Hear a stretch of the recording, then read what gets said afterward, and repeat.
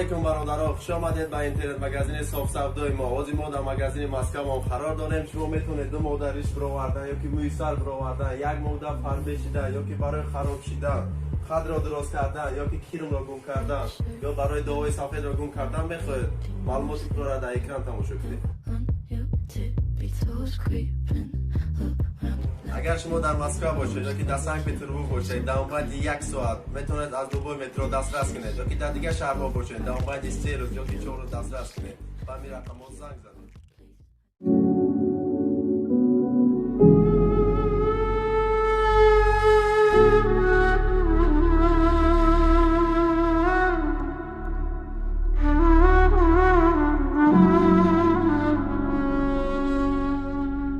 میکنم ما ظاهرا نی با قلب شکستیم. این آدم جدی باشد؟ مگر میخواهد که من نقابم رو برورم؟ مرا جدی فریب کرده ایستاده است.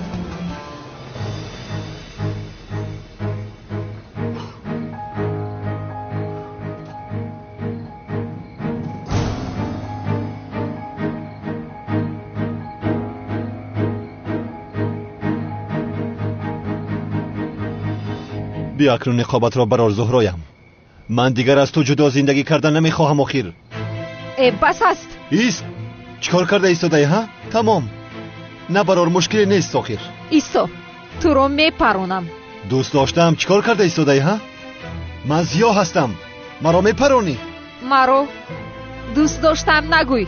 زهرا به خود بیا. میپرونم تو رو. ایست. هرگز این کارو نکنیست. یا یکی پران مرا پران. حالا هم گپ زده ایستاده استی؟ پران مرا زهرایم. اینجا پران، در قلبم پران.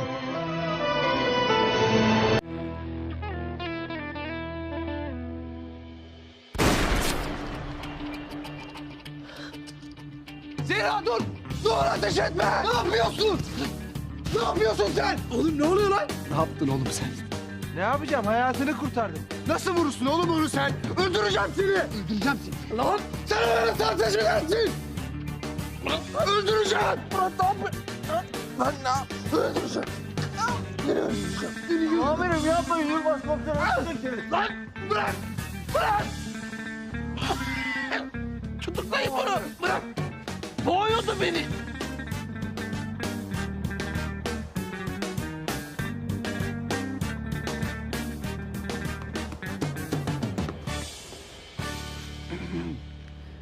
Tamam ustam, iyiyim ben, bırak.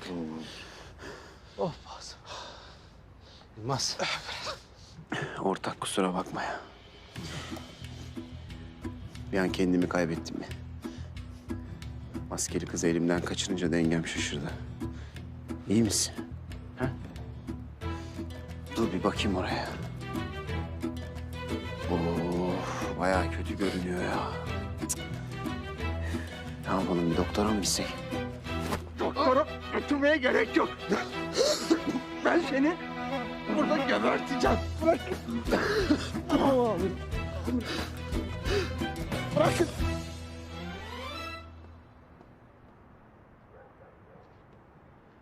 Ne biçim yakıza bunlar? Tek istediğim bıçkın adını getirmeleriydi. Kendi işini kendin yapacaksın arkadaş. Gidip şu bıçkını kendim kaçırayım bari. Bıçkın. Sen kimi kaçırıyorsun lan? Sıkıyorsa kaçır. Ne oldu lan? Tavşan. Korkudan altını ettin ha. Korkma seni fazla dövmeyeceğiz. Sen merak etme Kemal kardeş. Ben bunu tek başıma haşat ederim. Gelin lan gelin. İkinizi de haşyat edip Melis'i şu kara kemer denen lavuktan kurtaracağım. Ne diyor bu bıçkın? Ne diyecek duymuyor musun oğlum? Sevdiğin kıza yazılıyor. Ne? Sevdiğim kıza mı yazılıyor? Bittin oğlum Takashi sen. Melis beni hak ediyor, seni değil. Sen ve bıçkını Melis'in kalbini kazanmama engel olamayacaksınız. Allah Allah. Melis kim ya? Ya oğlum gidik kafa sevdiğin kız. Benim sevdiğim kıza ha. Sen kim sevmek, kim hödüğün önde gideni. Melis bir kiraz çiçeği gibi zarif ve narin. Onu senin gibi yontturmamışım. Bırakır mıyım ya? Allah Allah. Ne diyor bu bıçkın? Takashi haklı gibi. Benim gibi narin ve kırılgan. Allah'ım ne diyorum ben ya? Bu Takashi başıma bela olacak. Oğlum ne duruyoruz ya? Şunu bir an önce haşat edelim. Bu adam var ya bu adam. Beni kaçırıp seni de tuzağa düşürecekti. Böylece Melis'i senden ayırabilecekti. Vay tilki vay. Hadi şunu dövelim de mahallesine geri gönderelim. Çin mahallesine. Ben Çinli değilim Japonum, unutma. İkinizden de korkmuyorum. Neyse duyduğum aşkı için ikinizi de döveceğim.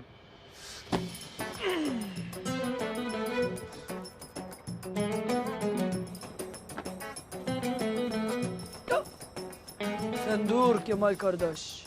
Bu adamı ben tek başıma haşat edeceğim.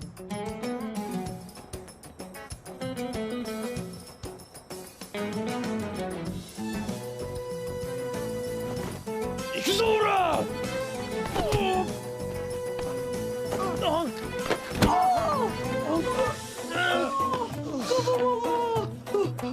Biri karşı iki. Adam mısınız? Oğlum bas git. Ya bıçkın bırak şunu ya. Dövmeye değmez bu adam ya. Yine geleceğim. Melis beni mi vuracak? Lan sıkıyorsa gel. Yürü git. Yürü git. Yürü git.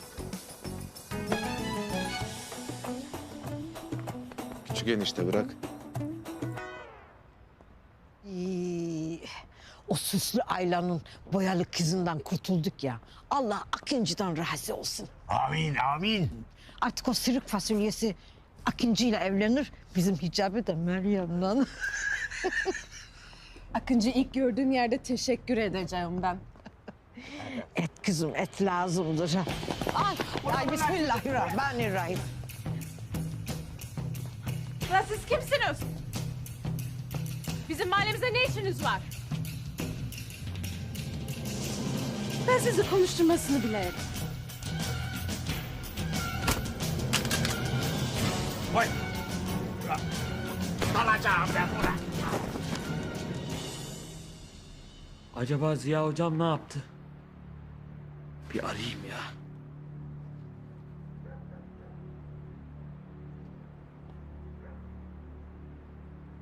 Alo Ziya hocam. Hocam ben Yakuzaları dövdüm. Siz Zehra'yı bulabildiniz mi? Buldum Hicabi. Sizin Ziya hoca olduğunuza inanmadı mı? Hayır inanmadı. Ah canım hocam ya. Bakın çok üzüldüm şimdi. Hocam, Zehra da yakında gerçeği görecektir. Üzülmeyin hocam. Umutsuzluğa düşmeyin. Hocam, bu arada aklıma bir soru geldi. Sorabilir miyim? Sorma Hicabi, sorma. Hocam, uzaya çıktığımızda seferi sayılır mıyız? Ney? Seferi hocam, seferi. Alo? Alo? Alo hocam? Alo? Bağlantı koptu herhalde. Neyse, sonra ararım artık ya. Sen gel buraya gel. Ben buna dalacağım, ben buna dalacağım. Anne? Baba?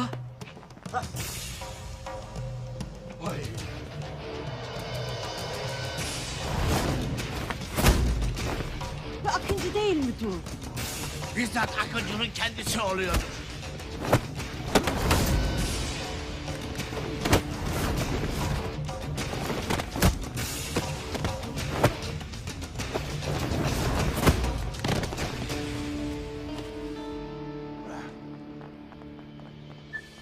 Ay.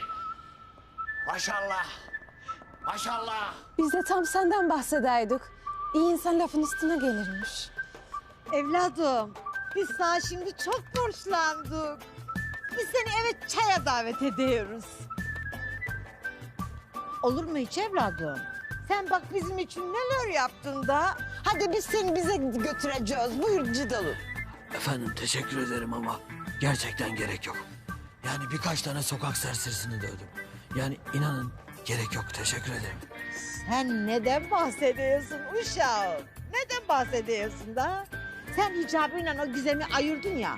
Biz sana çok şey borçluyuz. Hadi eve gidelim. Olur mu seni bırakmayın Akıncı? Sen bizim misafirimizsin. Yürü ya, yürü da yürü. Sen bizim misafirimizsin ya. Olur mu? Sen ne yiğit bir adammışsın be Akıncı. Oğlum az kalsın öldürüyordun beni. Manyak mısın senden? Hala ağrıyor boynum. Ben senin hayatını kurtardım. Böyle mi teşekkür edeceksin sen bana? Ah canım ya, çok mu sıktın? Bir bakayım neresi ağrıyor. Çek Murat elini. Allah aşkına çek elini. Çek elini ya. Çek kardeşim. Bir de dalga geçiyorsun ya. Oğlum boğazımı sıktın ya. Nefes alamadım. Ziya hocaymış. Gösteririm ben sana Ziya'yı. Ne kız gibi yapacağım. Sıktın işte bu.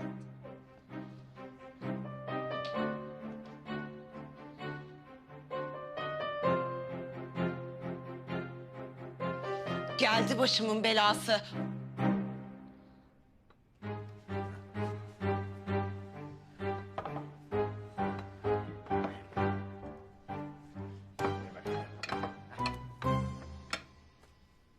Hadi uşağım. Hadi ye bakayım. Hepsi senindir.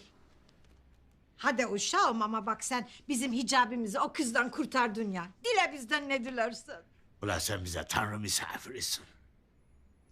Kızım, hadi abini ara da o da buraya gelsin. Akıncı'ya bizzat kendisi teşekkür etsin. Aç aç. Hadi kızım ne duruyorsun ya? Niye aramıyorsun ya? Sen nasıl çocuksun ya? Nasıl üniversite okudun ya? Bir telefon açmasını bilmiyorsun ya. Hadi oğlum. Hadi uşağım. Buyur ye. Hepsi senindir da. Bakayım.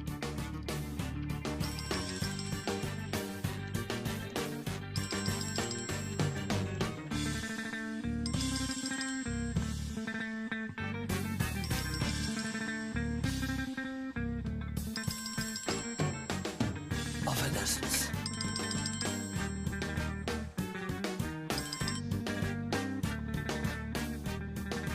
Alo. Evet buyurun dinliyorum. Anlıyorum. Yalnız şu anda bir arkadaşın evinde misafirim. Tamam. Hemen geliyorum olay yerine. Ayrılmayın. Açmıyor baba. Ulan nasıl açmıyor ya? Akıncı bize sanki her zaman evimize mi geliyor? Söyle abine açsın telefonu, hadi durma açsın telefonu. Sinirlendirme beni. Efendim benim hemen gitmem lazım. Olay yerinden bekliyorlar. Acil. Olmaz evladım. Hayatta bırakmam. Daha yeni geldim da. Yavrum. Ama gerçekten gitmem lazım. Evladım ama olur mu? Daha hiçbir şey yemedim. Hadi buyur, buyur ye azıcık ya. Israr ediyorum. Evladım ısrar et, ısrar et. Bırakmayacağım seni. Uy, bırakmayız biz seni hiçbir yere. Sen bize tanrı misafirisin. Sami Efendi, hazır böyle ayaktayken bir hatıra fotoğrafı çektirelim. Ha? Kızım, hadi bir selfie çektirelim. Sen niye duruyorsun ya? Hadi bakalım anan ne diyor? Hadi bir fotoğraf çektir bize.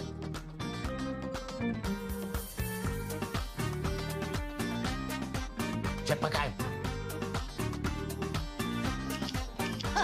Aferin. Ha. Sen şimdi o fotoğrafı Süslü Ayla'ya gönder kızım. Altına da not yaz ha.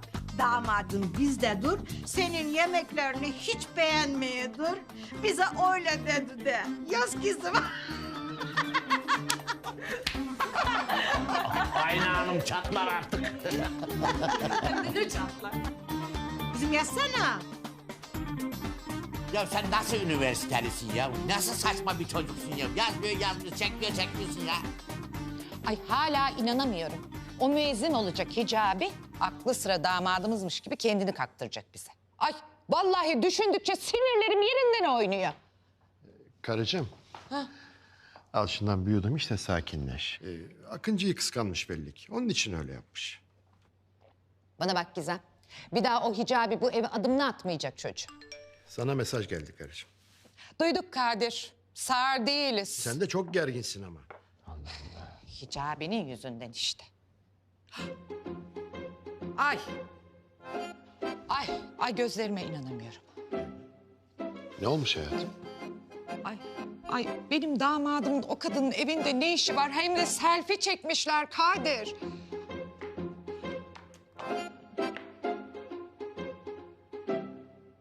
Hicabi nerede anne? Onu göremiyorum. Başlatma şimdi hicabinden. Ay sen anlamıyor musun? Düşmanım olacak kadın damadımla bana nispet yapıyor. Ay ben gidip damadımı alacağım. Vallahi alacağım. Hayatım.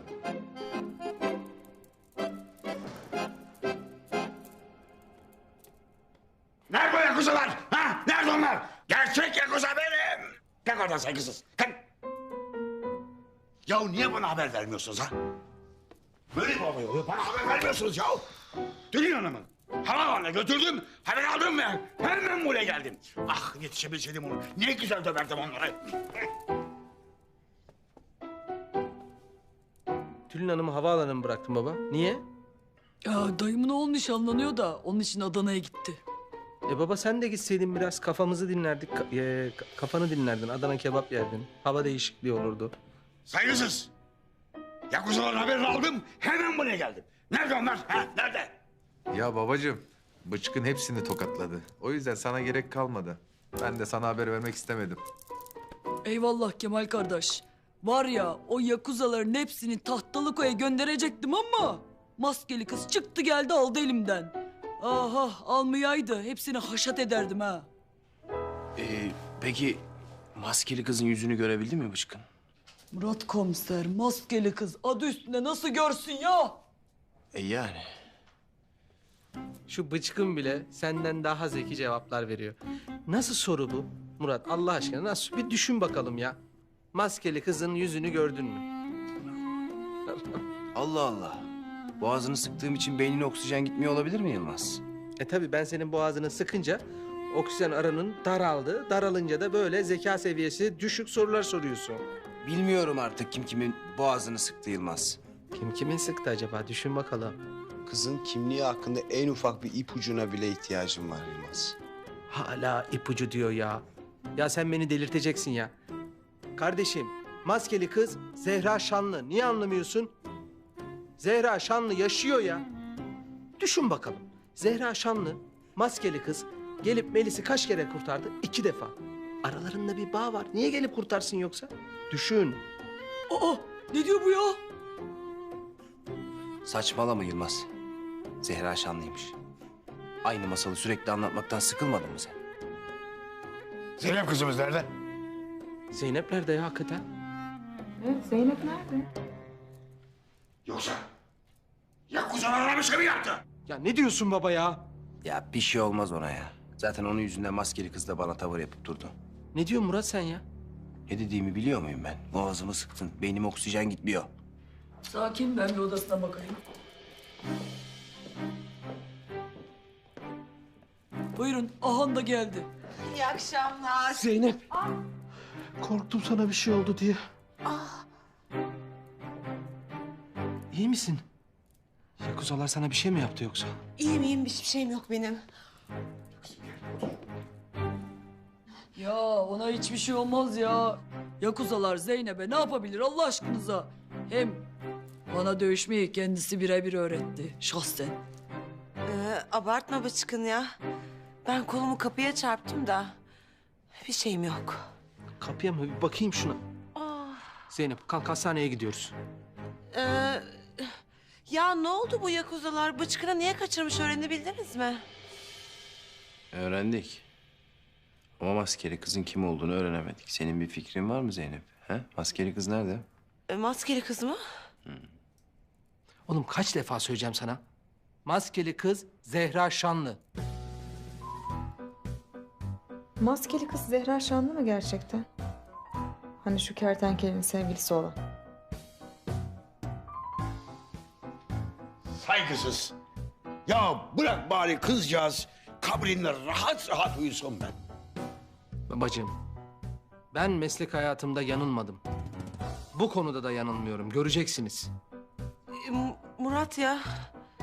Ya ben gerçekten maskeli kız hakkında hiçbir şey bilmiyorum. Senin zaten hiçbir konu hakkında fikrin yok ki. Sen dünya yıkılsa umurunda değil senin. Ulan hem maskeli kızı elinden kaçırıyorsun... ...hem de geliyorsun burada milleti sorguya çekiyorsun. Sen ne biçim bir adam oldun Murat ya? Artık ben seni tanıyamıyorum. Sen konuşma Yılmaz. Saygısız. Saygısız. Maskeli kız senin yüzünden kaçtı. Kızı kolundan vurmasaydın ben yakalıyordum. Ya gerçekten Yılmaz komiser sen niye maskeli kızı vurdun ki? Ya yakuzaların elinden beni o kurtarmıştı mesela. Bak Bıçkın, anlatayım. Ben vurmasaydım o maskeli kız bu nankörü vuracaktı. Kalkıyorsun bir de milletin içinde bana gider yapıyorsun Murat Efendi. Vallahi bravo. Babam olmasa var ya. Tipsiz herif. Şu komisere dalmamak için kendimi zor tutuyorum.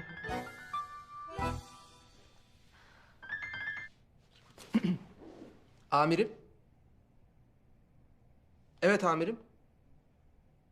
Anlıyorum amirim. Burada, o da burada. Tamam amirim. Murat kalk. Amir bizi bekliyor. Önemli bir durum var. Ya ne önemli durum oğlum? Maskeli kızdan daha önemli nasıl bir durum olabilir ki? Sen git, benim moralim bozuk. Maskeli kızı yakalamışlar oğlum. Ne diyorsun sen ya? Karakolda şimdi. Bizi bekliyorlar. Hadi. Buldum. Sonunda buldum onu. Şu manyağa bak ya. Beni bulduğunu zannedip nasıl da mutlu oldu. Hayır anlamıyorum, ben bu adama ne yaptım ki? Hadi gidelim Yılmaz.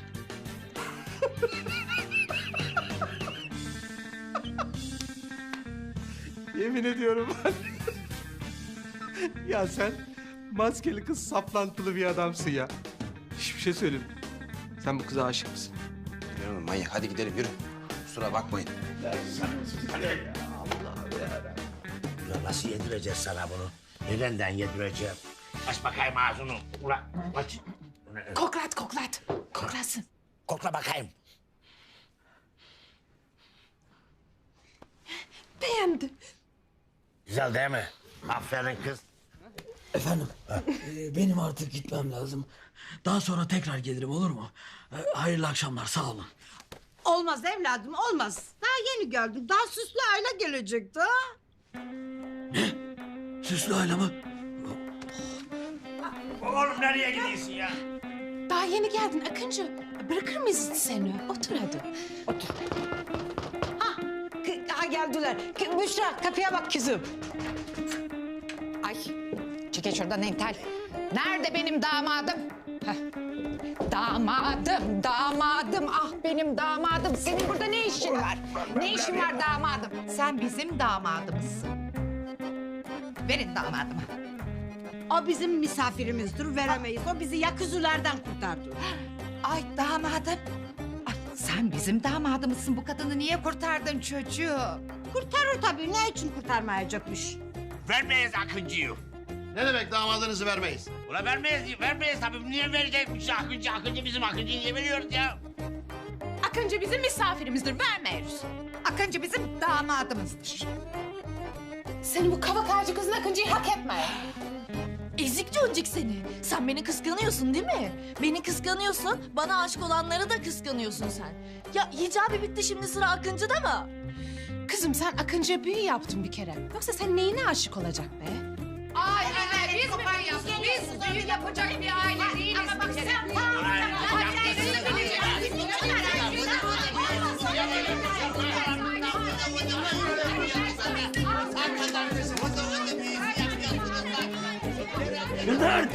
Neden? Ya ne yapıyorsunuz? Yaşlı başlı adamsınız, günah. Anneciğim, günah ama. Ay çocuğum. Senin annen benim çocuğum, o kadına niye anneciğim diyorsun sen? Evet, haklısınız anneciğim. Günahtır, yapmayın. Aferin yavrum, bir tek bana anneciğim de. Ay yavrum çok tatlı çok. Ha bu kadın ruh hastasıdır. Niye sana bir tek anneciğim diyecek? Ben de anası yaşındayım, bana da diyebilirim. Yeter ama. Verin Akıncımızı bize. Vermeyin Akıncı'yı ya. Kızım nereden senin Akıncı'nın olayı ya? Bak hemen Hicabi'yi nasıl sattı görüyor musun? Hicabi'yi sattığı gibi 2 güne aynı seni de satar Akıncı. Bak bu kıza güven olmaz, benden söylemesi. Aklı pek yerinde değildir bunun. Laflara bak laflara. Sen kimsin ya? Sen hayırdır? Tükürme be. Nerede benim süpürgem? Al işte. Nerede bunun ekibisi? Bak sen bu kızı nasıl alıp geldin buraya? Ama nasıl alıp da geldin? Rezillik çıkarıyorsun. Ay nasıl rezillik görüyorum? Haber ver. Ben de seni göstereyim. Ben de nasıl göstereyim? Ay pardon Akıncı. Allah aşkına. Ay Vallahi aptal edecekler damadımı. Gülden! Allah Gülden! Ya Allah aşkına bu süpürgeleri orta yere kim koyuyor ya? Allah aşkına durun. Vallahi aptal edeceksiniz sen. Ay durun yapmayın. Asla yapmayın. Damadım değilim. Hemen kabullenin. Ay damadım gidiyor vallahi. Dur. Ay yavrum nereye gidiyorsun?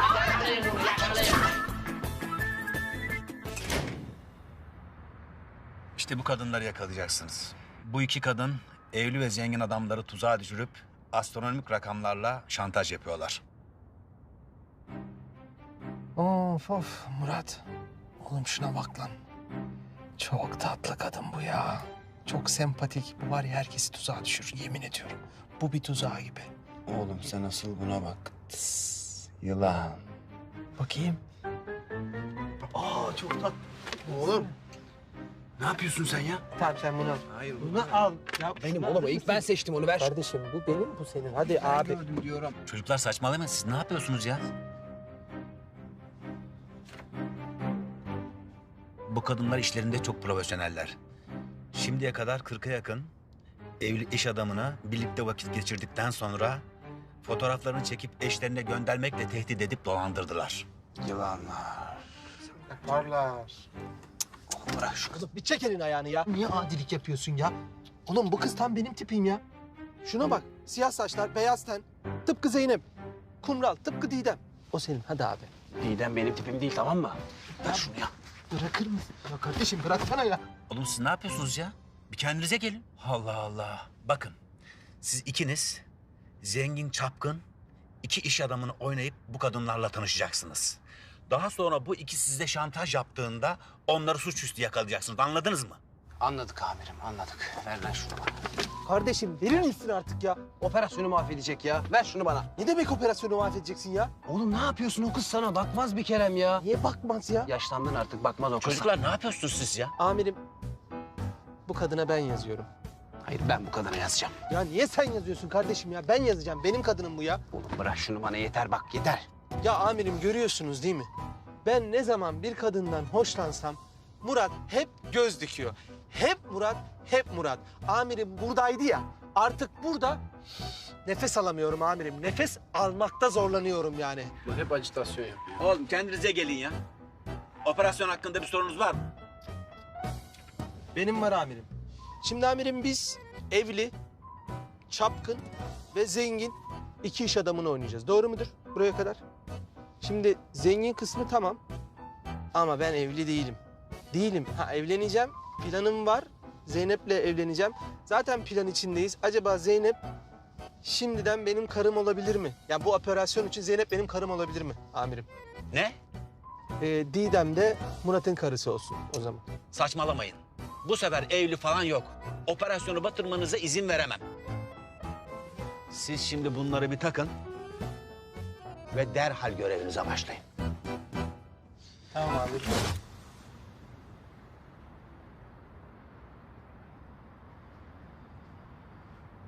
Bir gün gerçekten Zeynep'le evleneceğim Murat. Göreceksin ya. Onun güzel parmaklarına bu yüzüğü böyle takacağım. Kır düğünü falan yaparız ama dur bakalım. Bir Zeynep'le ben konuşacağım daha ya. Boşuna hayal kuruyorsun be güzel kardeşim. Zeynep seninle evlenir mi hiç? Niye evlenmesin lan Zeynep benimle? Seninle mi evlenecek Zeynep? Ha? Benimle evlenir. Oğlum bir şey söyleyeceğim ya.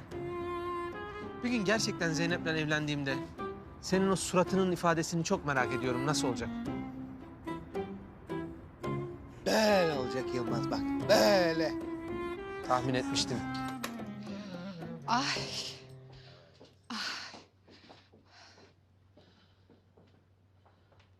Gel damadım gel.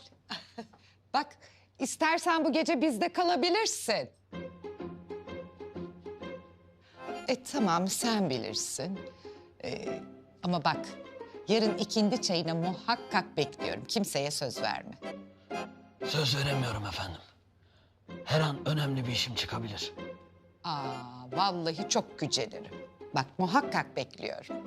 Bize eşlik ettiğin için teşekkür ederiz damadım. İyi geceler diliyorum. İyi geceler damadım. İyi geceler efendim. Bana bak Akıncı. Annemin sana ikide bir damadım demesinden boşuna heveslenme.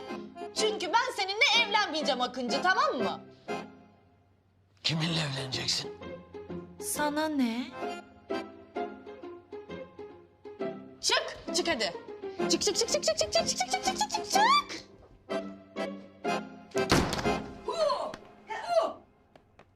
Anladın mı? Anladım. Peki sen Takashi'den neden şikayetçi olmadın? Ya niye şikayetçi olayım Takashi'den ya? Ben onu dövmeyi seviyorum. Şimdi bak şikayetçi olursam polis onu tutuklayacak, gözaltına alacak. Ben onu dövemeyeceğim. Ya Zeynep, geçen gün bir dövdüm ben bunu, bir haşat ettim. Görmeliydin ya. Bak böyle bir yumruk, böyle tekme. Bir patlattım, bir kafa attım. Sakin ol şampiyon. Neymiş efendim? Melis'ten uzak duracakmışız. Ya sen kim lavuksun da biz Melis'ten uzak duruyoruz ha? Peki ne soracağım sana? Takashi de Kara Kemal de aşık sana. Kara Kemal hadi hafızasını yitirdi, seni hatırlamıyor. Ama Takashi bayağı bildiğin vurulmuş. İkisini de istemiyorum. İkisini de döveceğim. Böyle. Ay Zeynep. Zeynepciğim iyi misin? Tamam. İyiyim Melis'ciğim. Ay, özür dilerim ya. Kafamı kaldı bende. Seni böyle antrenman yaptırıyorum bu halinle. İyiyim. Gel otur hadi gel. Otur.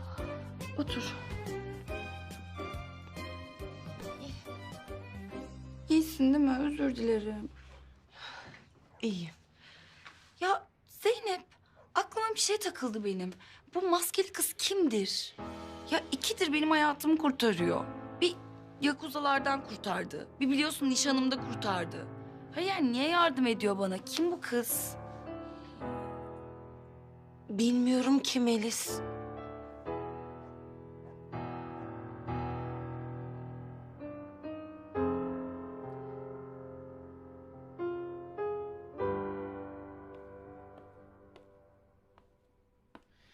Buyur kardeşim. Sağ olasın. Vay be. Demek Zehra sana inanmadı ha. Üzüldüm kardeşim. Oğlum bana bak. Belki kız senin tipini beğenmedi. Baksana okka gibi yapmışsın burnu. Eskisi patlıcan gibiydi. Belki kız baby face sevmiyor. Oğlum başlatma tipine mipine ya. Allah Allah kafam bozuk zaten. Bana ne atar yapıyorsun lan? Allah Allah. Benim suçum ne? Kız şey mi dedi yani? Şevket senin hayatındaysa ben de sana böcek atarım falan. Yok öyle bir şey ya. Sakin ol. Oğlum bak. Biz kendi kendimize gelin gibi oluyoruz ha. Belki maskeli kız Zehra değil. Sen şimdi durduk yere gidip kıza Zehra dediysen... Şimdi, ulan ne diyor bu? Ne saçmalıyor? Kafa gitmiş falan demiş olabilir. Ya olur mu oğlum öyle şey ya? 2 yıl önce Ejder'in peşine düşen... Melis'i de 2 kere kurtaran bir Zehra'dan başka kim olabilir sence? Vallahi bence yeterli de ona değil kardeşim. Ya değilse? Maskeli kız Zehra değilse bile kardeşim. Zehra yaşıyor. Onu bulacağım. Oh! Kardeşim kim bu cıbır? Ver şu fotoğrafı. Sana ne?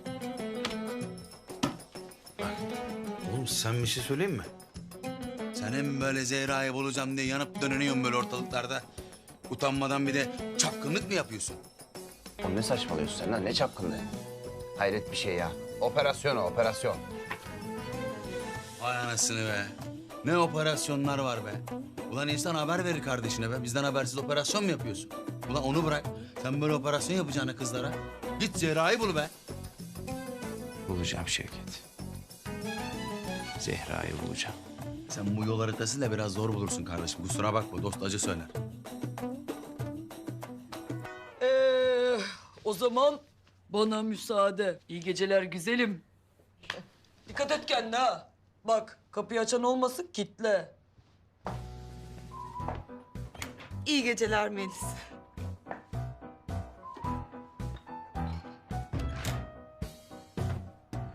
Ulan Murat komiser. Demek imam kıyafeti giyip beni kandırmaya çalıştın. Beni en zayıf noktamdan vuracaktın ha? Sevdiğimin ismini kullanıp beni yakalayacaktın. Ben sana bunu ödetmez miyim? Seni kendime aşık edeceğim. Sonra basacağım tekmeyi.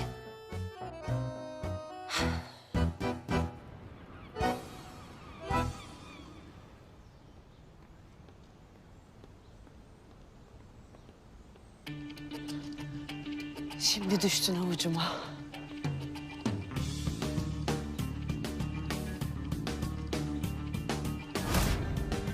Ya bu adam beni nasıl fark etmez ya?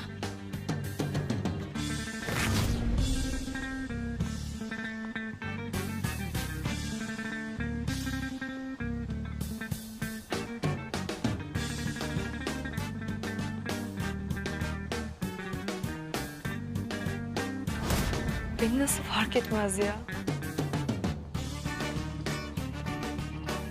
Beni de fark etmedi ya.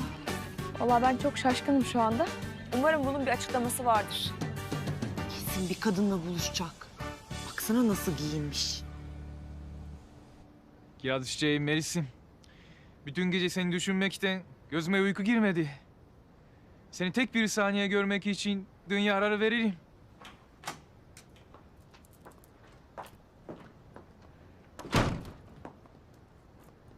Nasıl dövdüm şu Takashi antenini dün gece?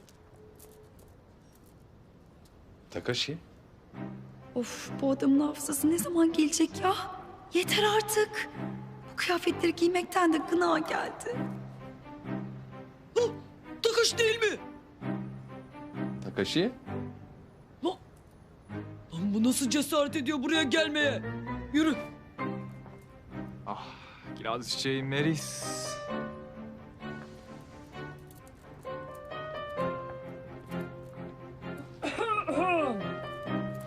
Bıçkın adına. Bir insan bu kadar mı uyuz olur ya? Lan Takashi, sana bir daha bu malikaneye gelme demedim mi? Yediğin dayakları yetmedi galiba. Ne işin var burada? Bir daha mı döveyim seni? Sana mı geldik? Ben Melis'i görmeye geldim. Ne yapacaksın Melis'i? Sana ne? Sana mı soracağım? Bana soracaksın tabii oğlum. Kara Kemal'in sevdiği kıza yan gözle bakanın gözünü oyarım lan. Ya Bıçkın, Melis benim sevdiğim kız mı? Sen de sus lan. Güldürme beni Bıçkın. Melis bunun sevgilisi mi olur hiç? Melis bir kiraz çiçeği gibi narin ve kırılgan. Melis gibi nadide kiraz çiçeği dünyanın en kıymetli. Kes lan. Hasta etme adama, edebiyat yapma. Bas git buradan. Melis burada değil. Nerede? Cehennemin dibinde. Onu görmem gerekiyor.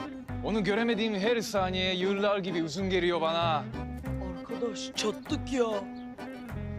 Allah Allah. Hasta mıdır nedir ben anlayamadım.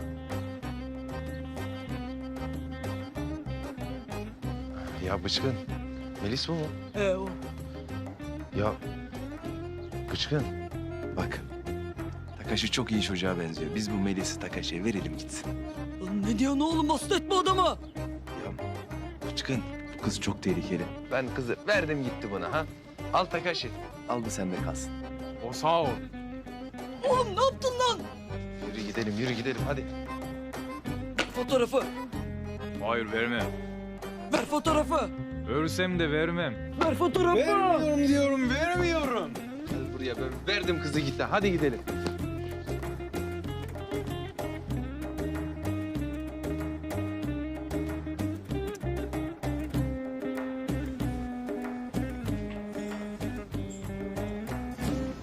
Selam ortak. Selam. Anlaşılan kızlar henüz gelmemiş. Ha. Senin gelmeni beklediler herhalde. Sen gelince sahne alacak kızlardan. Komik. Bana bak. Kızlar geldiğinde sen konuşmayacaksın ha.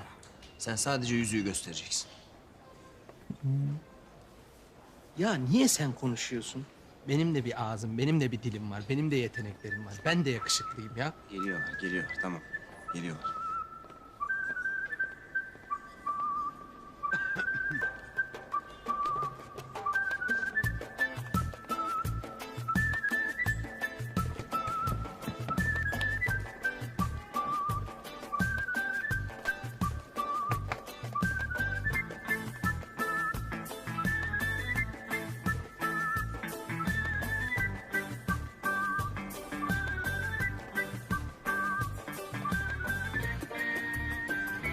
Yani evet o şirketi satacağız öyle ya da böyle değil mi?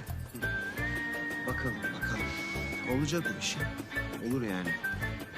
Yani 100 milyon doları verirlerse neden olmasın? Haklısın ortak. Bana bakıyorlar. 250 milyon mu? Bana bakıp göz kırptı bir tanesi. Şu anda da gülüyor. Oğlum sana niye baksınlar ya? Ha, elindeki yüzeye bakıyorlar. Saçmalama lan kıskanç şey. Ayağa kalktılar buraya doğru geliyorlar. Selam beyler. Size katılabilir miyiz? Ne demek? Katılabilirsiniz tabii ki. Buyurun. Lütfen buyurun. Ben yardımcı olayım.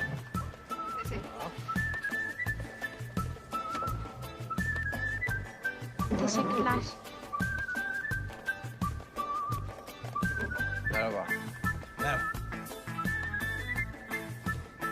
Yılmaz. Memnun oldum. Ben de Selin. İrem ben. Murat. Yılmaz. Memnun oldum. Ben de memnun oldum. Murat ben. Murat.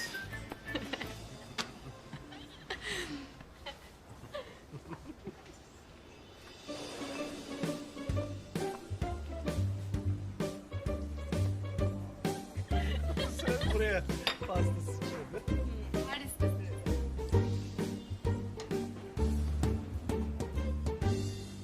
Geçen yıl da öyleydi. Fransa'dayım. Tamam mı? Sancak'ta gidiyoruz yani.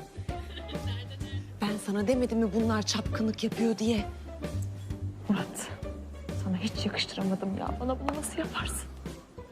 Şuna bak ya. Yılmaz'ı da kendine benzetmiş. Adamcağızı yoldan çıkardı. Başka isteğiniz var mıydı?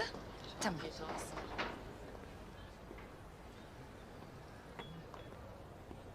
Allah. Kızlar. Allah'ım bu geldi yine ya. Yapıştı yakama ayrılmıyor. Bu adam Budist'e benziyor Melis. Ay, benziyorsa benziyor. Bize ne Melahat? Allah Allah bizi ne ilgilendirir Budist olması? Ben bir yerde okumuştum. Budistler asla din değiştirmiyormuş. Yani sen buna ben Müslüman olmayan biriyle çıkmam dersen bence senden kesin vazgeçer. Ay abla bu ne zeka? Zehir vallahi zehir. Keşke bende de olsa. Bir şey söyleyeceğim. Hiç fena fikir değil. Aynen öyle. Merhaba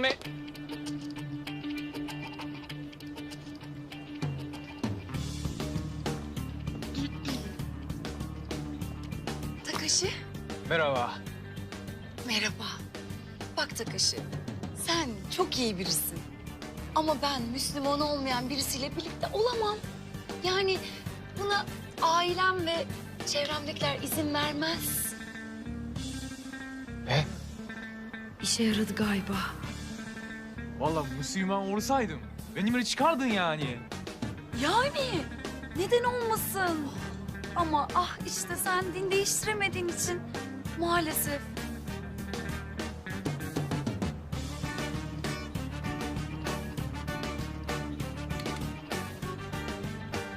Ah, Allah'ım kurtuldum sonunda. Oh be kurtuldum. Kızlar. Gitti. Beyler biz kalkalım artık. Zaten akşam görüşeceğiz. Olur tabii ki. Görüşürüz. Vallahi zateni mateni yok. Akşam mutlaka bekliyoruz. Eşlerimiz de yurt dışına gittiği için koca ev bize ait. At koşturabiliriz. Sen yanında at getir olur mu? O zaman akşam görüşürüz. Bye. Bye bye. Bye bye.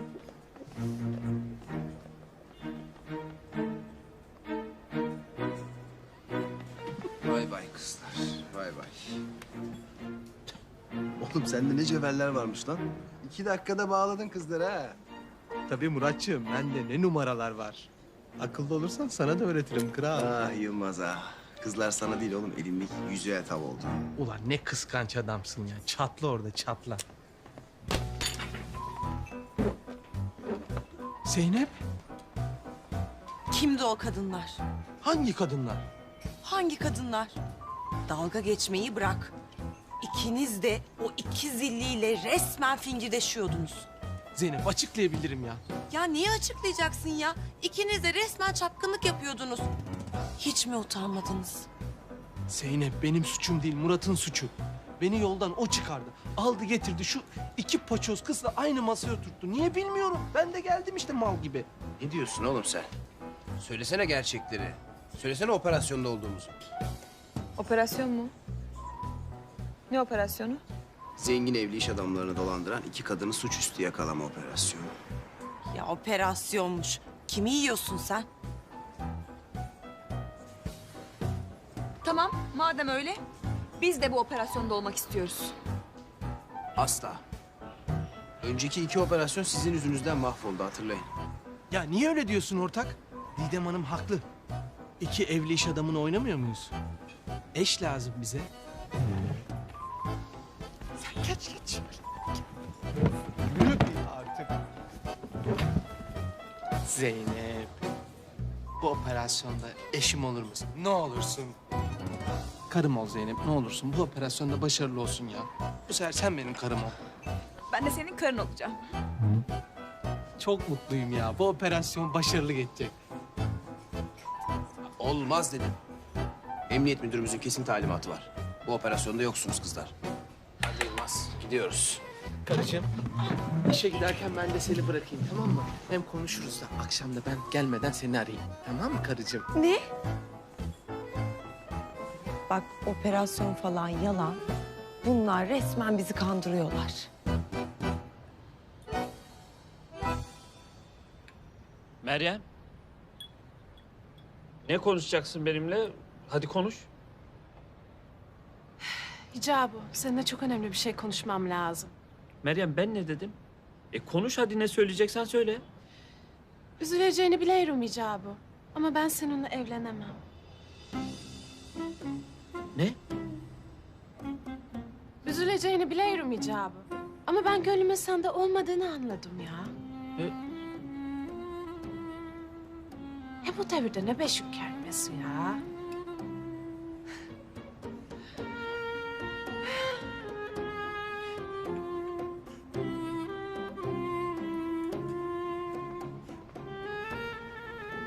La Sami, ha bu iş oldu da bunlar yakında evlenir. Oldu bu iş oldu. Bizi görmesinler. Kapat yüzünü, kapat da geç. Ben gönlümü başkasına kaptırdım Hicabu. Allah'a şükür. En azından Meryem'den kurtulduk. Meryem. Seni hınzır seni. Kime kaptırdın kız gönlünü? Söyle hele.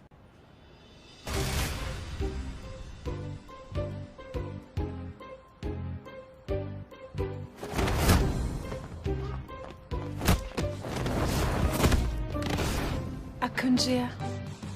Akıncı'ya?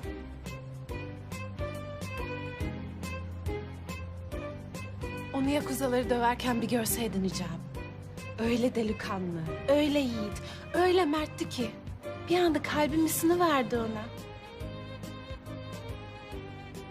Allah'ım olamaz.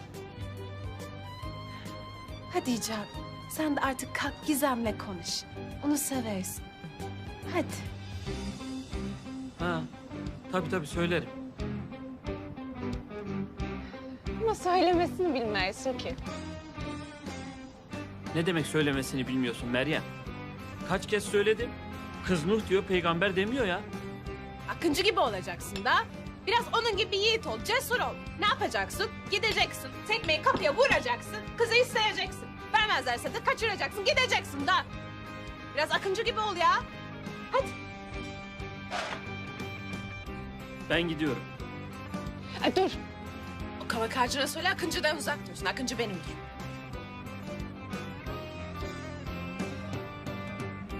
Allah'ım ne yapacağım ben şimdi?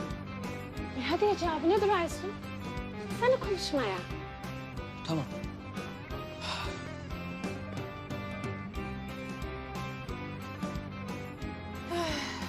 Akıncı, gönlümün tek sahibi.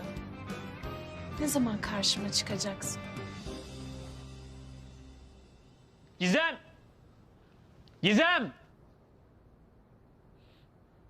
Gizem dedim. Çık Gizem, konuşmamız lazım. Allah Allah ya. Şuna bak. Alttan aldık, tepemize çıktı. Saçma sapan sebeplerden nişan mı atılır ya? Nefes alsak nişan atıyor. Tövbe ya Rabbim ya. Hata bende ya. Çok yüz verdim. Çok. Kime diyorum Gizem? Çık dışarıya. Bekliyorum burada. Allah Allah. Nerede bu kız ya? Gizem. Nişan yüzüğünü attığın için utancından karşıma çıkamıyorsun tabii. Son pişmanlık fayda etmiyor ama ben vicdanlıyım işte, vicdanlı. Gizem. Bana yanlış yaptın. Ama sana son bir şans veriyorum. Çık benden özür dile. Ayar etme dedim, ettim bir kere. Bu yüreği uyandırdın. Gizem! Gizem! Bir saniye. Gizem!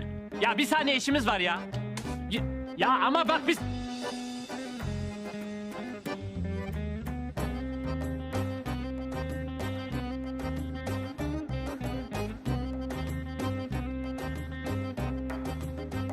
Gizem. Anneciğim. Anneciğim ben acaba bir şeye ihtiyacınız var mıdır diye geldim. Hani biraz yüksek sesle bağırdım hani uyuyorsunuzdur falan diye de şey yaptım yani o yüzden süpürgede. Sefil hadsiz. Vallahi Al sana. anne. Sen Açıklayabilirim anne. Ben sana ne dediğini biliyorsun sen mi? Biliyorum. Al sana. Cevap ver. Hadi beni bil. Al sana. Hak ettin ama. Anne vallahi. Gel buraya. Gel. Gel.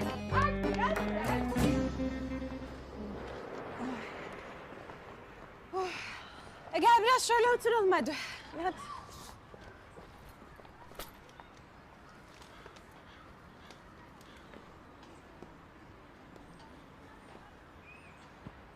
Büşra. Ben sonunda hicabıyla konuştum. Neyi konuştun? Artık onu sevmediğimi söyledim. Ne? Allah'ım ya. Doğru mu bu duyduklarım? Kulaklarıma inanamıyorum. Büşra. Ben gönlümü başkasına kaptırmışım. Başkasına mı? Bir yiğit adam. Gözü pek, cesur. Allah'ım. Ayna beni tarif ediyor ya. Bu yiğit adamın ismi... Evet.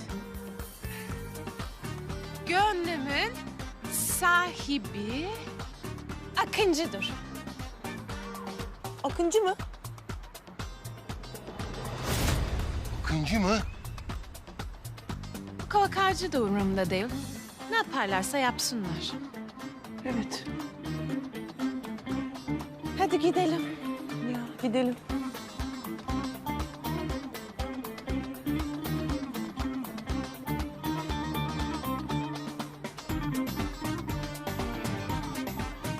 Ulan Akıncı. Ulan Akıncı. Sen benim sevdiğim kadının nasıl gönlünü çelersin ya? Geberteceğim ulan seni! Herif bu ayda maaşları vermedi. Ulan Deli Meyrem'e sardığından beri adam dünyadan koptu arkadaş. Deli Kenan diye bir adam yok. Biz de burada açlıktan geberiyoruz ya. Tövbe yarabbim. Çok doğru söylüyorsun kardeşim. Bizim çok acil iş bulmamız lazım. Aha. Baba Kadir. Ne oluyor lan? Adamları toplamış. Yüksek mafya şurası yapıyor. Hayırdır inşallah. Yeter. Bundan sonra topladığınız araçları bana getireceksiniz. Aksi takdirde damadım Akıncı gereğini yapar. Akıncı benim damadım. Ona göre ayağınızı denk alın.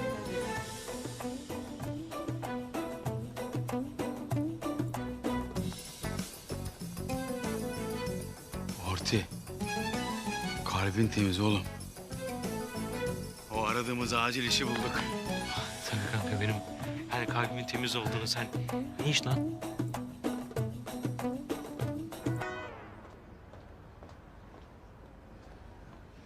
Buyurun çayınız, vişne suyunuz. Melih Zehra'nın nerede olduğunu gizliyor olabilir. Başka bir şey ister miydiniz?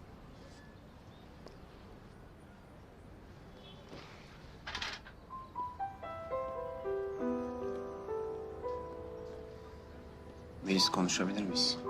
Tabii, ne hakkında? Maskeli kız.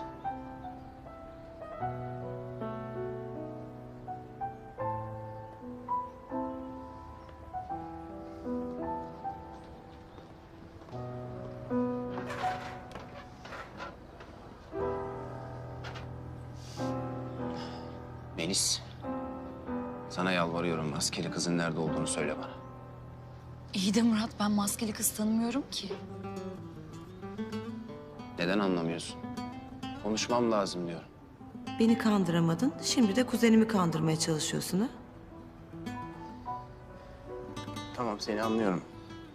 Maskeli kız senin için çok değerli, onu ele vermek istemiyorsun. Fakat sana söz veriyorum, polisin maskeli kızı yakalamasına izin vermeyeceğim. Adama bak, nasıl da oynuyor ya.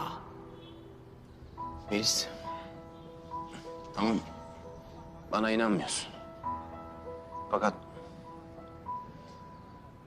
senden ricam, şimdi söyleyeceklerimi maskeli kıza iletme.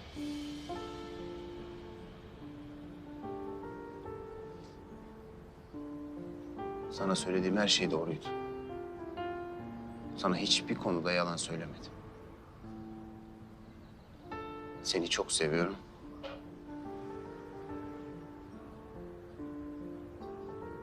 Ne olur beni anla, seni özledim. Neden böyle yapıyorsun? Neden bana inanmıyorsun? Sana ihtiyacım var.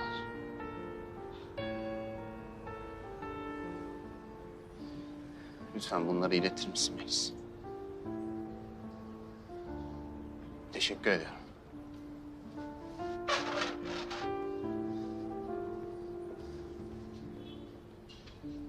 Ne oluyor ya?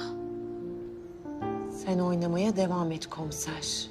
Son oyunu ben oynayacağım.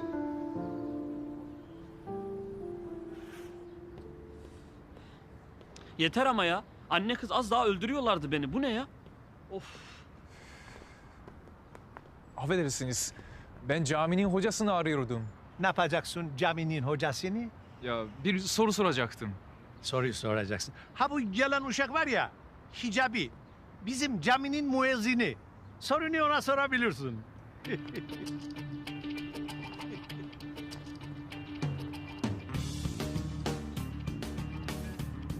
Affedersiniz. Bir sorun vardı. Sorabilir miyim? Nasıl? Ya, hocam bildiğiniz gibi değil. Sabahtan beri beynimi kemirip duruyor. Hocam, bir erkeğin sevdiği kızı için din değiştirmesi caiz midir? Ne? Caiz midir hocam?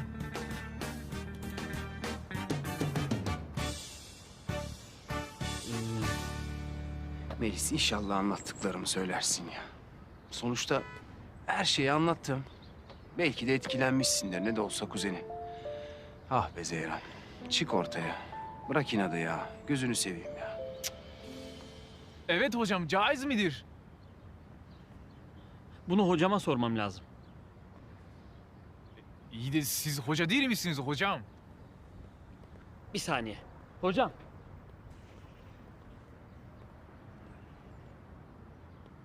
Soru değil mi? Sakın. Bak kafam çok meşgul, sonra sorarsın sorunu Hicabi.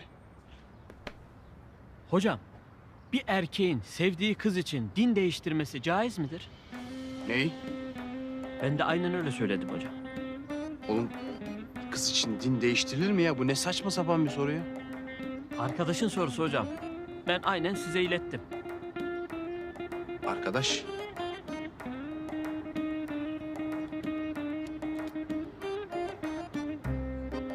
Evet, caiz midir hocam? Nasıl? Caiz midir diye soruyor hocam. Evladım bir kız için din değiştirilir mi hiç? He? Ne yapacaksın? İslamiyet'i bırakıp Budizm'e mi geçeceksin? Yok hocam. Arkadaş zaten Budist. Budizm'den İslamiyet'e geçmeyi soruyor. Ha öyle. Caizdir tabii caizdir ya. Tabii ya. Yani bir kız için din değiştirilebilir. Ne de olsa aşk en güzel duygu. Kız da çok güzel bir şey vesile olmuş. Sen çok vakit kaybetme hemen değiştir tamam. Hadi Allah mübarek kılsın. Allah razı olsun canım hocam. Cümlemizden icabı.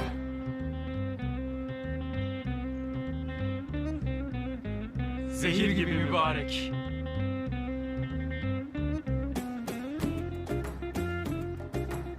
Ne bunlar soru mu? Yok bu akşam yemeğin malzemeleri unutmasın diye yazdım buraya. Karman çorman çorba gibi yapmışsın ama. Ya ama Arapçadan daha iyi yazıyorum ben. Tsubasa'yı tanıyor musun? Bizim Tsubasa'mız. Bizim aşağı mahallede.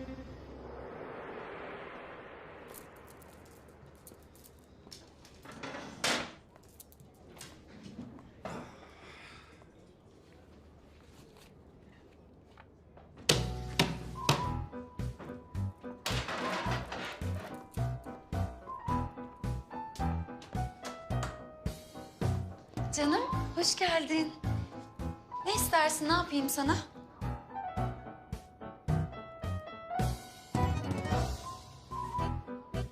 Yok, sağ ol. Bir şey almayayım ben. Ya Kemal, neden bana bu kadar soğuk davranıyorsun? Hafızan yerine gelince de mi böyle soğuk davranacaksın? Çok üzülüyorum ama bak.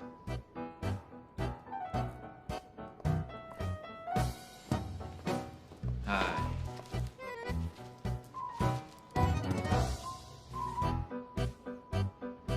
Bak, seninki geldi. Vallahi sen kafayı yine tavayı istiyorsun galiba ha? Kiraz çiçeğim, sana bir sürprizim var. Sürpriz.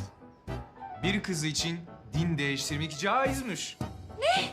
Ben artık Müslüman olmaya karar verdim Meris. Artık benimle çıkabilirsin. Hayır olamaz ya. Ya sen Budistsin, din değiştiremezsin. Ne biçim Budistsin sen ya? Oh be, kurtulduk lan şu kızdan. Tebrik ederim. Beni şu kızdan kurtardın ya. Allah senden razı olsun. Sen benden kurtulabilirsin.